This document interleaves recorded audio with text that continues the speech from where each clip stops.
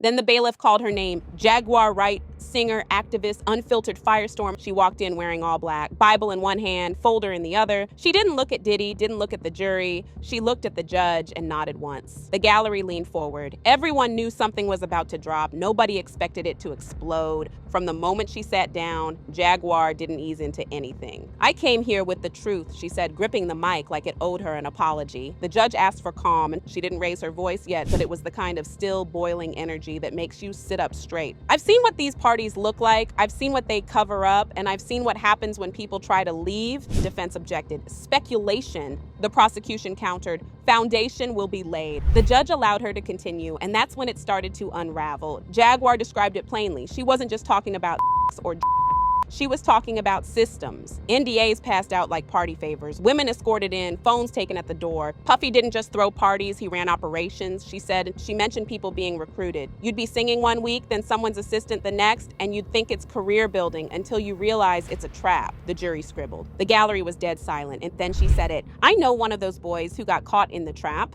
The judge leaned forward. "I want his name on record," she said, voice tightening. The judge cautioned her again. Jaguar stood up halfway, trembling. "You want to talk about real victims? Then write this down." She slammed her hand on the table. "Bryshere Gray." Gasps echoed across the courtroom. Diddy's team immediately objected. "Ms. Wright, you will maintain composure," the judge ordered, but she didn't stop. "You think that boy just lost his mind for no reason? You think he just snapped? He was broken." That's when the judge banged the gavel and called for order, but the damage was done. After a 5-minute recess, Jaguar returned, this time seated, calmer. She apologized to the court, but her words didn't lose weight. "I saw Bryshere at one of those parties. He wasn't partying, he was surviving." She said she recognized the look. "It's the look of someone who's been promised everything, then handed trauma instead." The prosecution asked her to clarify. "Are you alleging a..." She didn't blink. "Yes, by Diddy and others." Gasps again, but this time, no one interrupted. The courtroom had crossed into territory it couldn't retreat from. The judge leaned back. No questions this time, just silence. Even Diddy's lawyers, who had objected every other minute, stayed quiet, like they knew pushing now would only make it worse. Jaguar took a slow breath. She looked straight at the jury, then back at the prosecution. "I know what I saw, and I know what that boy was going through, because I've been through it too." The prosecution nodded for her to go on, and what came next felt less like testimony and more like a warning. "You don't walk into those parties thinking it's gonna happen. You think it's a vibe, an opportunity, then you realize you're in a house with no locks on the inside. Just handlers, just cameras, and Puff always somewhere in the background, watching." There were no gasps this time, just tension, the kind that hangs in the air like smoke after something burns. Jaguar opened the folder she brought in. Inside, a printed email chain, dated and signed. "This was sent to me by mistake," she said. "Names redacted, but y'all know who you are." The prosecution handed it to the judge. It was reviewed in silence. Then Jaguar looked back at the gallery. "You want to know why this trial matters?" she asked. "Because there are more Brysheres, more young black boys who went in thinking it was mentorship and came out shattered." She stopped talking, and she didn't need to say more because at that moment it was already too much and just enough. The prosecution resumed, slow and careful now. "Ms. Wright, were there other witnesses to this party, people who might corroborate what you saw?" Jaguar nodded. "Yes, but they won't talk, not unless someone else speaks first. They're scared. Some of them signed things they didn't understand. Some of them, they're still under him." Diddy stirred at the table. For the first time, he looked at Jaguar, not with arrogance, but with something closer to fear. Like a ghost from a hallway he thought he'd boarded up. The prosecutor pressed. "Do you believe Diddy targeted vulnerable people?" "Yes," she said, "and that's the whole point. You don't build empires like this by accident. You pick your prey. You throw just enough fame at them to keep them chasing. And if they fall apart, that's on them, not you." The defense finally stood. "Objection. Speculative, Your Honor." "Sustained," the judge said. "Ms. Wright, please stick to direct observations." She nodded. "Then let me say what I observed." She leaned in closer to the mic. "I observed handlers with earpieces. I observed back rooms with no cameras. I observed guests being separated based on who brought them and who was expected to perform. And I observed Puff disappear right before things went left. Courtroom still, everyone holding breath." The prosecutor held up a photograph. "Is this from the night you're referencing?" Jaguar scanned it. Her face changed. "That's the one." They handed it to the judge. Timestamp 2:13 a.m., a dim hallway, blurry figures, but Diddy's face, clear as day. More murmurs, the air getting tight again. The prosecutor asked the judge to submit the photo into evidence. Defense objected, claiming lack of context, but the judge allowed it, pending further testimony. Then came the next question. Were there minors present that night? Jaguar hesitated. Not that I saw directly, but I heard whispers. I heard a girl crying in one of the rooms. I wasn't allowed in. The door was locked. A chill passed through the room. You say you weren't allowed in? Who stopped you? A man in a black hoodie. He said it wasn't for me, that I was too loud to be trusted. The prosecution asked, and who brought you to that party? Jaguar looked down for the first time. Andre Harrell. You could feel the shift. Andre, Diddy's mentor, now deceased. The room tilted slightly at the weight of that name. He invited me, told me it would be a night of opportunity, said people would be there who could make my career move. And did they? No, Jaguar said. They made sure it didn't. She explained how, after that night, phone calls slowed, collaborations vanished. I went from being in every studio to nobody picking up. Jaguar paused. The courtroom was still hanging on her last words. Then she shifted direction, subtle but deliberate. I'm not the only one who's seen it, she said. There are executives, big names, who've helped cover this up. Not because they didn't believe the victims, but because they were part of the machine. The prosecution asked her to clarify who she meant. She exhaled, eyes low. There's a certain producer, big-time Grammy consultant. You'd know his name. Everybody does. He isn't here, so I won't say it, but his parties?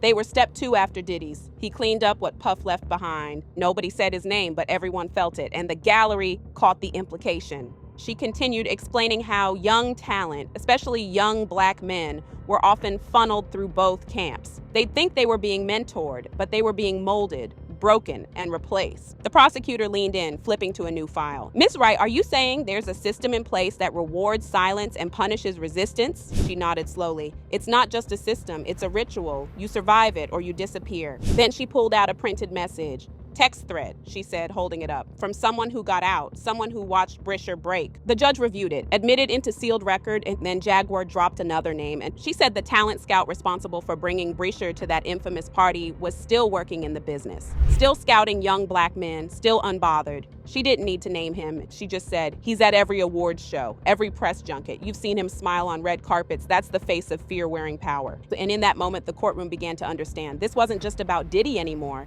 It was about an entire food chain, one that started at the top and fed on silence all the way down. Jaguar sat back, her breathing steady now, but her eyes scanning the courtroom like she was measuring how much truth they could handle. Bryshere isn't the only one, she said, softer this time. He's just the one whose pain made the headlines. There are others. Boys whose names you never knew. Girls who never made it past the first meeting. You want to know why so many young artists fade after one hit? It's not always the industry. Sometimes it's what they survived to get there. A murmur rose in the back. The judge raised a hand and silence returned. Then Jaguar leaned forward and whispered into the mic, "This ain't just about music. This is about conditioning, grooming. And the system's favorite word, consent." She explained that at Diddy's parties, consent was a trick of lighting and mood.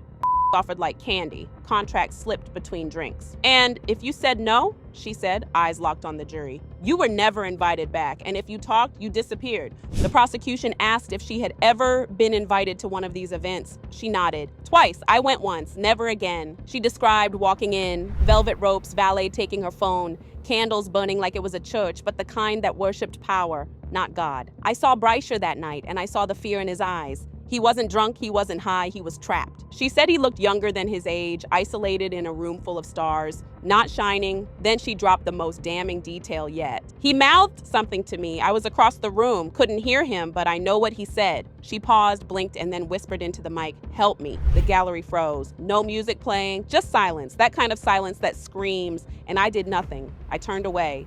Her voice cracked for the first time because I was scared, and I've carried that moment with me for years. The judge called a brief recess, not out of protocol, but humanity. When court resumed, Jaguar wasn't shaken, she was steel. The judge asked her to continue only if she was emotionally capable. Jaguar gave a curt nod and straightened her spine. "I'm not here to relive trauma for headlines," she said. "I'm here because the silence costs more than the truth ever could." The prosecution shifted the direction, asking about other parties, other names.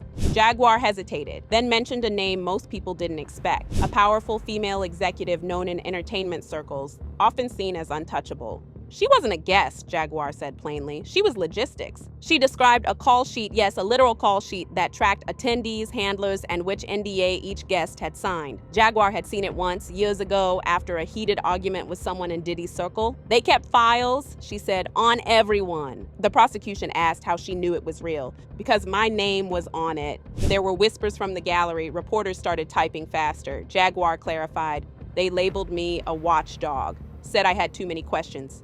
I never got invited back. Then, as if timed for drama, the prosecution revealed an old revolt email chain leaked during an unrelated internal probe, listing potential disruptors in their ecosystem. Jaguar's name was third. Diddy's lawyers objected to relevance, but the judge allowed it. Pattern and credibility, he ruled. Jaguar took the moment to pivot. Y'all act like this is new, but it's always been here. It just wore better suits. She mentioned a night in Miami years ago, not a party, but a cleansing. That's what they called it. She was told it was a gathering of safe souls who could be trusted to stay quiet. It felt like church, she said, if church served champagne and handed out silence. She left early. Again, no phone, no photos, no trace. But the faces I saw there, you'd recognize them. Some of them are posting quotes about healing right now. Her voice was calm, but the heat behind it scorched. Bryshere's name is just the start, because this trial ain't just about Puff. It's about what this whole machine was built to protect. The courtroom by this point had shifted. It was no longer just a trial, it was a reckoning. The prosecution brought the focus back to Bryshere. They asked Jaguar how certain she was, how she knew what he had experienced was more than just Hollywood burnout. Jaguar didn't flinch. I saw the way he looked at the door every 10 seconds. I saw him shrink when Diddy walked in, and I heard him cry behind the bathroom wall. The jury was still. Even Diddy's team stopped scribbling. Bryshere wasn't a guest, she said. He was collateral. She then described a moment, brief but burned into her memory, when Bryshere whispered to her, "I'm not supposed to be here." She said he looked like a kid trying to disappear. And then he was gone, she said, just gone, pulled out of that room like a mistake. The prosecution asked, "Have you tried to contact him since?" Jaguar hesitated. "I did once. A year later, got a call back from someone else warning me to leave it alone." That's when the prosecution shifted gears. They introduced a sealed envelope, a document they said corroborated Jaguar's timeline. The defense objected, but the judge allowed it for in-camera review. Jaguar didn't even look at it, and she was already on the next name. There was a singer, she said. He was rising, real talent, then suddenly nothing. The courtroom braced. Jaguar paused, then changed course. "I'm not naming him," she said, "because he didn't survive it the way I did." The judge let the moment hang, and then with the whole room barely breathing, Jaguar leaned into the mic. "You think this is about celebrity, but it's about captivity, and the moment you forget that, you become part of the machine too." Court was quiet now, not out of respect, but out of fear. Jaguar had shifted the air. Nobody was ready for what came next. The prosecution asked her one last time, "Do you believe Mr. Combs is dangerous?" She looked directly at the jury. I believe he's protected." The words hit harder than if she'd called him a predator, because protection meant infrastructure. It meant enablers. It meant people in high places keeping the truth from ever seeing daylight. She tapped the folder she brought in. "This ain't just my story," she said. "It's a ledger, a catalog of silenced voices. People you've never heard of, people you thought were crazy, people who were disappeared by reputation first and then by silence." One juror swallowed hard. Jaguar closed her folder slowly. I wasn't supposed to make it here. I was supposed to overdose or break or get locked up for losing it." She looked over at Diddy. But I didn't. And with that, she stepped down, and no applause, no noise, just a weight settling into the walls like dust that would never shake off. The judge called for recess. Reporters scrambled out, turned back on. Headlines were already forming before the elevator doors opened. Inside that courtroom, a story long hidden had found daylight. And outside, the world was about to catch up.